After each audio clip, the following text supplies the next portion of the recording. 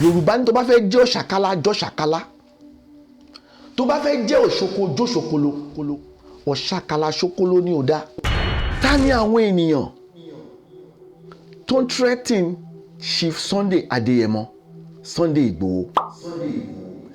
Àbí kí ni àwọn ìgbéníjà, kí ni ìgbésẹ̀ tí àwa ènìyàn Yorùbá, àwa mẹ̀kúnnù Yorùbá tí a lè gbé láti gba òmìnira Oòduà Nation nílẹ̀ Yorùbá? Ẹ jọ̀ọ́ ẹ̀yin aráalé, ẹ bá wa share program yìí kí àwọn ènìyàn kán lè jẹ àǹfààní ẹ̀, kán dẹ̀ lè kọ́ ẹ̀kọ́ láti múra sílẹ̀, láti gbáradì kẹ́ máa bá wa kálọ.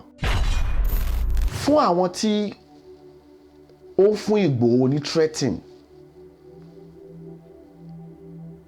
kò sáwọn tó jẹ́ láàrin àwọn Yorùbá wa náà ni. Advice tí mo ní fún wọn ni wípé èrè wo lẹ fẹ́ gbà ń bẹ̀ tí Chief Sunday Ìgbòho tó bá back up tó lóun ṣe mọ́, threatening ṣé yẹn ló kàn? Ìlú ń bàjẹ́ lẹ́nu ọjọ́ mẹ́ta yìí, lẹ́nu ọjọ́ méjì sí mẹ́ta, wàhálà tó ti ṣẹlẹ̀ lọ́yọ̀ state, ní Ìbàdàn, nínú Ìbàdàn wọ́n pààyàn bẹ́ẹ̀, èèyàn 2 or 3 ni wọ́n pa ń bẹ̀. Tẹ́lómi bá tún dìde tí òun ṣe Sunday Igboho tó tún gbèjà wọn, ẹni pé ó take law into his hand. Ibo là ń lọ? Èwo la fẹ́ ṣe? Advice tí mo ní fún yín pé olóyè Sunday Igboho ẹ fi sílẹ̀, ẹ fi olóyè Sunday Igboho ẹ fi sílẹ̀ lọ́rùn, ẹ jù sílẹ̀. Ìjàlú ló ń jà, tẹ́ ẹ bá lè jàjàlú ẹ jẹ́ kẹ́ni tó jà ẹ jẹ́ kó jà lájàyè. Mo dẹ̀ fẹ́ bá olóyè Sunday Igboho sọ̀rọ̀, mo ní advice tí mo fẹ́ fún wọn, nítorí pé wọn kì í ṣèyàn kékeré láàrin àwùjọ mọ́. Igi ńlá ni yín láàrin àwùjọ. Ẹ̀yin náà máa ń wá sí Europe, ẹ máa ń lọ sí London, ẹ máa ń lọ sí America.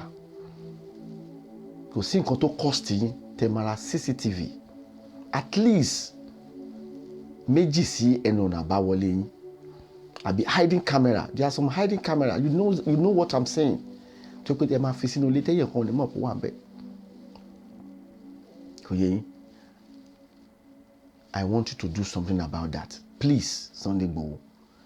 Ẹ ní láti ha hiding camera sí inú ilé yín so that at least tí nǹkan báyìí bá tó fẹ́ ṣẹlẹ̀, Ọlọ́run ní jẹ́ ká rírú ẹ̀ mọ́. At least ẹ máa mọ 1 or 2 things tẹ́ máa rí mú bẹ̀. Ẹ jọ̀ọ́ tó yọ Ọlọ́run. Do something about it. Gẹ́gẹ́ bí mo ṣe ń sọ, àwọn ọ̀nà wà tí a lè gbà láti gba òmìnira Oòduà Nation tí gbogbo wa jọ ń jà fún yìí, tí ò ní sí wàhálà, tí ò ní sógun ìtàjẹ̀sílẹ̀. Nítorí pé kíni, àwọn ìlú kan wà tí wọ́n ti ja ìjà òmìnira yìí, tí wọ́n ti jà lájàyè. Màá ṣe àwọn àpẹẹrẹ àwọn ìlú kan tó jẹ́ wípé àwọn náà ti wà lábẹ́ ìgbèkùn yìí rí, tí wọ́n dẹ̀ ṣe kíni, wọ́n dẹ̀ jagun àjàyè. Àpẹẹrẹ náà ni Soviet Union. Soviet Union òun la mọ̀ sí USSR, tó jẹ́ pé ọ̀pọ̀lọpọ̀ ènìyàn náà ti gbọ́ nípa USSR. Ìlú tó lágbára ni, ó dẹ̀ tóbi ju Nàìjíríà lọ. Àwọn ìlú tó wà lábẹ́ USSR wọ́n pọ̀ bíi Poland, Hungary, Czechoslovakia, Bulgaria. Ìlú bẹ́ẹ̀ yẹn wà tán wà lábẹ́ USSR, tó jẹ́ pé ó jẹ́ kí ìlú ìtóbi, ó jẹ́ kán jẹ́ bí world power. Wọ́n ní agbára gan. Ṣùgbọ́n àwọn ìjọba wọn communist ni wọ́n ń lò. They are communist leader, tó jẹ́ wípé ìjọba tó jẹ́ pé alágbára ni wọ́n. Àwọn ìlú tó dẹ̀ wà lọ́ndà wọn, nígbà tó dé stage kan, ìyà yìí pọ̀ gẹ́gẹ́ bá ti ṣe ń jìyà ní Nàìjíríà. Corruption pọ̀ láàrin àwọn ìjọba wọn, tó jẹ́ pé ó dé stage kan àwọn aráàlú ò lè gbà mọ́. Ìgbà tó di 1985 Gorbachev ó di president Soviet Union. Ìgbà tó di president ó ṣe gbogbo agbára ẹ̀ láti jẹ́ kí economy USSR kó wà stable, but all his efforts went in vain. Tó jẹ́ pé àwọn aráàlú wọn faramọ́, ìlú ò rọgbọ fún wọn. Between 1985 sí 1991 ìjọba USSR ó dojúrú gidi gan.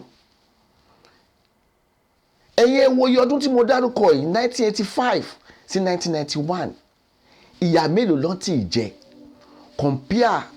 compare tí àti Nàìjíríà ti jẹ láti gbà tá ti gba independent. Gbogbo ohun tí mo sọ yìí between 85 to 91 kò tó 20 years. Àwọn èyìnbó yìí wọ́n ti ń pariwo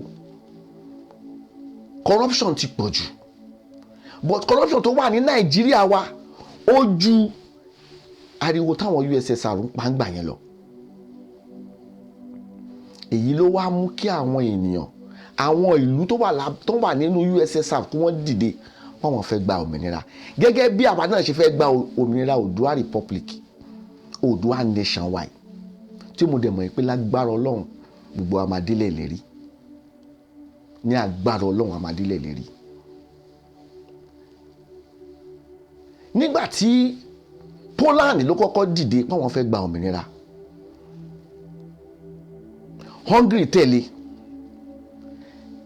Czechoslovakia àwọn ló di Czech Republic àti Slovakia lónìí. Tẹ́ bá wọnú àwòrán tí mo fẹ́ fi hàn yín lójú amóhùnmáwòrán yìí, àwòrán yìí ló fi tébù wọ́n ṣe jókòó memorandum ní 1991 àwọn USSR. Nínú àwòrán ilẹ̀ ti máa rí gbogbo ìlú tó wà ní abẹ́ USSR wọ́n jókòó, wọ́n dialogue. Tẹ́ bá wo ṣáàtì dáadáa, tẹ́ wo àwòrán yìí dáadáa tá a gbé sójú afẹ́fẹ́ yìí, àwọn tó jẹ́ blue, ìlú tó jẹ́ blue ń bẹ, ìlú yẹn àwọn ni wípé tó bá mọ̀ pé o fẹ́ dúró sínú USSR kò náwó. Àwọn tó jẹ́ green nínú àwòrán yìí, ìwọ tó bá mọ̀ pé o fẹ́ fi USSR sílẹ̀ láti lọ dá dúró kò náwó. Òun ni àwòrán yìí òun ló ṣò fún wa. Mo dẹ̀ mọ̀ pé àwa náà a sì ń bọ̀ ń bẹ̀, a ti ń súnmọ́ bẹ̀. Ẹ̀yin ọmọ Yorùbá ẹ má jẹ́ kó sú yín. Báwo ló ṣe gba òmìnira yìí? Báwo ni USSR àwọn tó kù lábẹ́ wọn báwo ló ṣe gbà? Oríṣiríṣi ọ̀nà ni Poland ṣe gbà. Ọ̀nà tí Hungary ṣe gbà tiwọn ọ̀tọ̀, ọ̀nà tí Czechoslovakia tó gbà ti ọ̀tọ̀ ni. Bọ̀yì tó papọ̀ jù ni pé wọ́n dìde, wọ́n agitate, gbogbo wọn bẹ̀rẹ̀ sí jáde. Àwọn ọlọ́pàá bẹ̀rẹ̀ sí halẹ̀ máwọn ènìyàn. Ọjọ́ kìíní tí wọ́n jáde èrò pọ̀ lójú títì. Wọ́n halẹ̀ mọ́ wọn, but United Nations wò wọ́n. Ìgbà tó dijọ́ kejì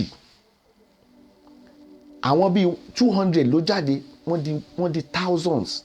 Ìgbà tó máa fi di ọ̀sẹ̀ kan wọ́n ti di million lójú títì. Èrò ò ṣe é kà mọ́ lójú títì, èrò wá pọ̀. Táwa Yorùbá ta bá lè ṣerú ẹ̀, tí gbogbo wa jáde sójú títì, ta jáde tán, tí gbogbo títì kún àtilé àti kó, tí gbogbo títì kún tán mẹ́ntán fẹ́ pa. Kì í ṣe ìta ṣe tán ṣe lẹ́kọ̀ọ́, gbogbo everywhere nílẹ̀ Oòduà gbogbo títì àkún, wọ́n shut every place, wọ́n shut it down. CNN a máa gbé pé we want Oòduà nation. Tá bá ṣe léyìí, ìbò tó ń bọ̀ ní 2023 wọ́n ti ń múra àti dìbò yìí. Gbogbo àwọn àgbààgbà, gbogbo àwọn politician, gbogbo wọn ti ń múra àti dìbò 2023. ṣùgbọ́n kí làwa máa ṣe? Ó kù sọ́wọ́ yín, ó kù sọ́wọ́ mi. Ǹjẹ́ ó máa dìbò bí? Mo ń bi ẹni. Ǹjẹ́ ó máa dìbò ní 2023? Ẹ̀yin tẹ́ ń wò mí lé. Tó bá jẹ́ bẹ́ẹ̀, ẹ jẹ́ á gbáradì. Czechoslovakia nígbà tí wọ́n máa gba òmìnira lọ́wọ́ USSR, àwọn trade union wọn ló kọ́kọ́ dìde, ló kọ́kọ́ jáde. Ìgbà tó yá àwọn míì join wọn, èrò wá pọ̀, wọ́n wá dá ẹgbẹ́ sílẹ̀. Àwọn náà ní pátì, wọ́n yan pátì tiwọn. Mo fẹ́ kí àwa náà, tó bá jẹ́ pé àwọn ìjọba wa yìí wọ́n fẹ́ ká dìbò, wọ́n fẹ́ dìbò, wọ́n ti gbé bò yìí lórí pé àwọn máa dìbò 2023. Ẹ jẹ́ káwa èèyàn, àwa Oòduà nation, ẹ jẹ́ ká ṣe kíni, káwa náà fa èèyàn dìde. Ká fa èèyàn dìde. Because bí Czechoslovakia ṣe wọ́n fa èèyàn dìde láàrin ara wọn, wọ́n dẹ̀ wọlé. Nígbà tí wọ́n wọlé, wọ́n declare ara wọn, wọ́n gba independent. But ìjọba táwa ní ìjọba tó lágbára ni, ìjọba tí ò láàánú lójú. Ìjọba they don't care about what people, about their life. Ẹ̀wọ̀n tó ń ṣẹlẹ̀ ní Ọ̀yọ́ state lẹ́nu bí ọjọ́ mẹ́ta sẹ́yìn nísìn. Ní Ìbàdàn lẹ́nu ọjọ́ mẹ́ta yìí, kò tí ju ọjọ́ méjì àbọ̀jọ́ mẹ́ta tó ṣẹlẹ̀.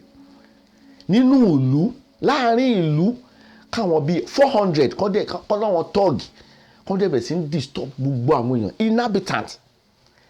Gbogbo habitant, àwọn tó ń gbé ládùúgbò, wọ́n bẹ̀rẹ̀ sí ń disturb wọn. Wọ́n yàdá, wọ́n yọ̀bọ̀n, wọ́n bẹ̀rẹ̀ sí ń pa àwọn ènìyàn.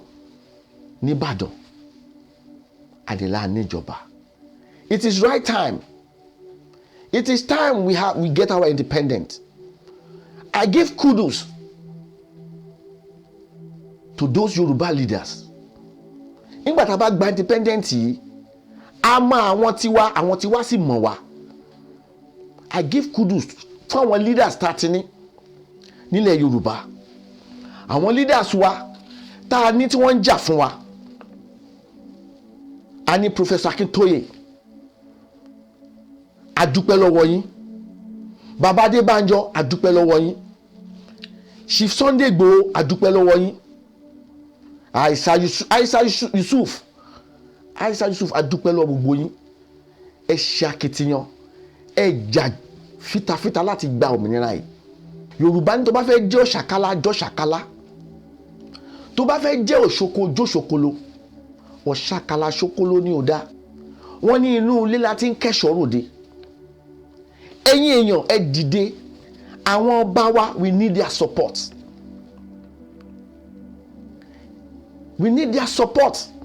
And wọ́n bẹ̀rù, wọ́n fi side ìjọba, wọ́n fi side ìwà, wọ́n wà láàrin méjì. There's no boldness in them. No boldness at all.